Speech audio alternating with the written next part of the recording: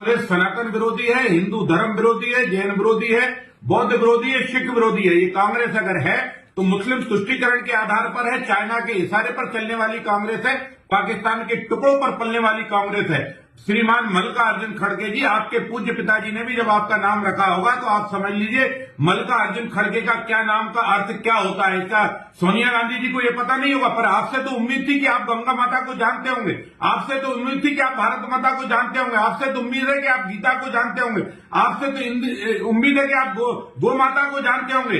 कौन हमारे शुभदाता? गीता, गंगा, गौ माता, ये भारत के पंच तत्व है, भारत के ये आत्मा है। आपने भारत की आत्मा पर हमला किया है। श्रीमान जी खड़गे जी, आप जाकर तो देखिए, प्रयाग नहीं जाएंगे, झूठी बिरयानी खाने के लिए चले जाएंगे, रोजा अफ्तारी में चले जाएंगे, प्रयाग की धरती पर जाएंगे तो क्योंकि हिंदुओं का अपमान करना ये कांग्रेस की आदत में आ गया है। और खड़गे जी हो, सोनिया गांधी जी हो, राहुल गांधी जी हो, प्रियंका जी हो या दिग्विजय सिंह जी हो, सबसे हाथ जोड़कर प्रार्थना है कि आपने गंगा का जो अपमान किया है, ध्यान रखना गंगा का ही वो घाट है गया में जहां लोग जो है पिंडदान करते हैं। और हिंदुस्तान के सनातनियों की जो करोड़ों की भीड़ वहां पहुंचकर गंगा मैया में डुबकी लगा रही है, हर सांस ये भगवान से और गंगा मां से प्रार्थना कर रही है कि हे परमात्मा, हिंदुस्तान में कांग्रेस का भी आखिरी पिंडदान करा, कांग्रेस से पिंड छुड़ाओ, हिंदुस्तान को बचाओ, सनातन को गाली देने वालों को हिंदुस्तान से भगाओ। ये सनातन विरोधी कांग्रेस हो गई है। सोनिया के इशारे पर राम और कृष्ण और महावीर गौतम बुद्ध और गुरु नानक का कितना अपमान करोगे?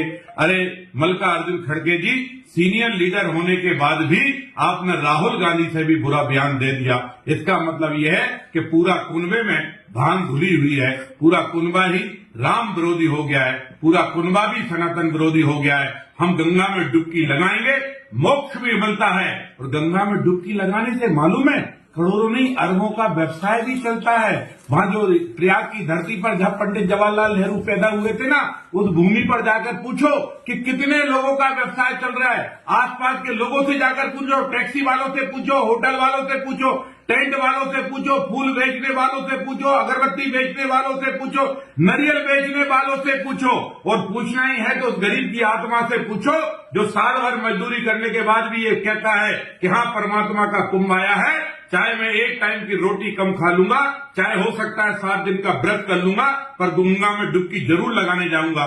मुझे समझ में नहीं आता, मुसलमान भी रोजे करते हैं, हिंदू भी प्रतिदिन व्रत करते हैं, जैन समाज में भी व्रत की उपासना पद्धति है, बौद्ध में भी जो है व्रत की उपासना पद्धति है, सिख धर्म में भी व्रत की उपासना पद्धति है, पर कांग्रेस में न जाने कौन से खाने की पद्धति ने जन्म ले लिया है। ये कौन सी कांग्रेस हो गई है?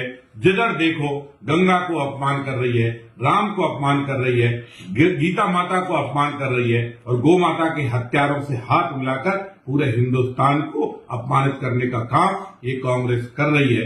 कांग्रेस, तुझे नाक रगड़ कर माफी मांगना होगी, नहीं तो हिंदुस्तान की जनता तेरा पिंड दान कर दे। रामेश्वर जी, पहले आप मल्लिकार्जुन खड़गे जी का जो बयान है उसका अर्थ समझें, गहराई में जाएं, वो कहना क्या चाह रहे हैं। आप हर समय अपने पाप छुपाने के लिए धर्म की आड़ ले लेते हैं। अब आपसे गरीबी दूर नहीं हो रही है, देश में गरीबी और अमीरों के बीच में खाई बढ़ती जा रही है, और इस पाप को छुपाने के लिए आप धर्म का सहारा ले रहे हैं, सारे बयान को धर्म की तरफ मोड़ रहे हैं। कब तक धर्म की आड़ में छिपोगे?